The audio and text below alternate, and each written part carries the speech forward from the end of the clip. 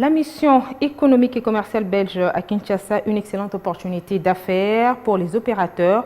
Avec des rencontres B2B, ce rendez-vous d'affaires a permis aux uns et aux autres de créer des réseaux d'affaires avec la découverte du marché congolais. Ces conclusions ont été présentées lors de la soirée organisée à l'honneur des entrepreneurs par ECFA, Sofibank et Comesa Afrique.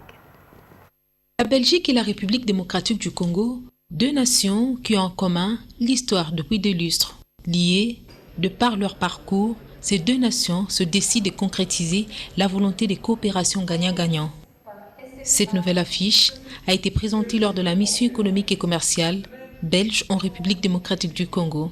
À ce rendez-vous d'affaires qui a réuni différents opérateurs économiques belges et congolais, les matières étaient bien trouvées pour alimenter les échanges sur les opportunités d'investir en RDC.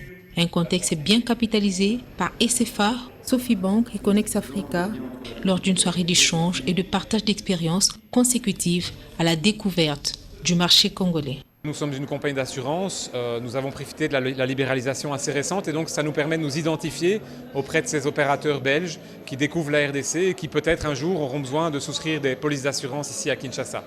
Deuxièmement, parce que finalement, nous représentons un peu les mêmes intérêts. Nous travaillons beaucoup avec des opérateurs économiques européens. Et donc, voilà, je pense que nous comprenons leurs attentes et leur mentalité. Les retombées dans ce type de mission ne sont jamais immédiates. Et donc, nous considérons que c'est de la mise en contact. En tant qu'opérateur, ici en République démocratique, nous avons un énorme réseau. Et donc, c'est aussi de mettre à disposition ce réseau de clients, de partenaires, à la disposition de ces entreprises qui participent à la mission économique. Ces discussions encadrées et ciblées ont permis de bien identifier les opérateurs économiques pour des partenariats win-win. Les entreprises de la mission en général sont absolument ravies des contacts qu'elles ont avec les entreprises congolaises.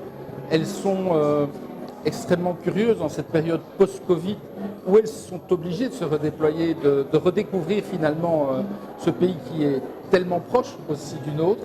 Je pense que la qualité aussi des interlocuteurs est unanimement soulignée par les entreprises wallonnes présentes ici et on a eu l'occasion d'avoir au niveau des autorités gouvernementales congolaises des entretiens de très haut niveau avec des sociétés.